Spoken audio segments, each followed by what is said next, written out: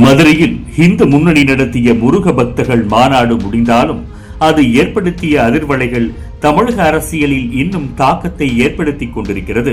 பிரம்மாண்ட cut out, மிரட்டும் banner, cinema செட்டிங்கை மிஞ்சும் மேடை அமைப்பு, தலைவா தலைவா என தொண்டை கிழிய கத்திக்கொண்டு விசில் பறக்கவிடும் ஆதரவாளர்கள் கூட்டம். தமிழக மக்கள் மதுரையில் கட்டுக்கோப்பாக நடந்த முருக பக்தர்கள் மாநாட்டை பார்த்து இது அல்லவா மாநாடு என பாராட்டுக்களை குவித்து வருகின்றனர். இந்த மாநாட்டின் எதிரொலியாகத்தான் மாநாடு நடப்பதற்கு முன் திருப்பரங்குன்றம் முருகன் கோயிலில் கட்சியினருடன் விசிக தலைவர் திருமாவளவன் தரிசனம் செய்து திரும்பும் போது அவரிடம் ஒரு பக்த தம்பதி செல்ஃபி எடுக்க கேட்டுக்கொண்ட போது தன்னுடைய நெற்றியில் பூசியிருந்த திருநீரை அழித்துவிட்டு செல்ஃபி எடுத்தார். இதனால் நாள் முழுவதும் திருநீரை வைத்துக் கொண்டிருக்க முடியுமா என வீராப்பாக பதிலளித்தார்.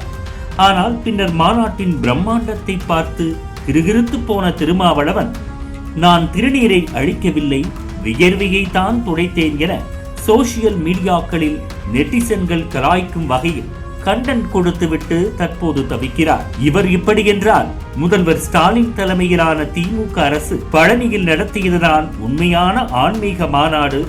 மதுரை முருக பக்தர்கள் மாநாடு எந்த தாக்கத்தையும் ஏற்படுத்தாது என ஏளனம் பேசிய தலைவர்கள் மாநாட்டிற்கு பின் டயலாக்கை மாற்றினர். திமுக அமைப்பு செயலாளர் RS பாரதி, எங்க கட்சியிலும் தான் வேலு இருக்கிறார், முருகன் இருக்கிறார் என சமாளிக்கிறார்.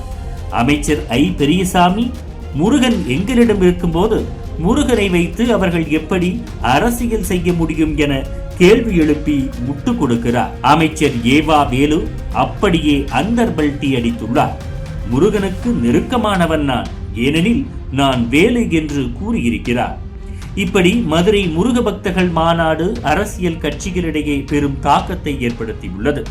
இந்த மாநாடு எல்லாம் எடுபடாது என நினைத்த திமுக மற்றும் கூட்டணி கட்சிகளுக்கு அதிர்ச்சியை தான் கொடுத்துள்ளது.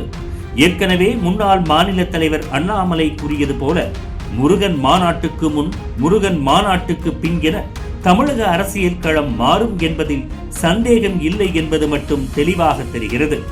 இனி தமிழகத்தில் மதத்தை வைத்து ஆளும் தரப்பு அரசியல் செய்யலாம் என நினைத்தால் அது நடக்காது என்றும் எல்லா இந்துக்களிடமும் ஒற்றுமை வந்துள்ளது என்பதுதான் மாநாட்டின் வெற்றியாகவே பார்க்கப்படுகிறது. இதுபோன்று முக்கிய நிகழ்வுகள், அரசியல் தகவல்களை ஆழமாகவும் மாறுபட்ட கோணத்திலும் அறிந்து கொள்ள மறக்காமல் உங்கள் IND தமிழ் 24x7 பக்கத்தை பின்பற்றிக் கொள்ளவும்.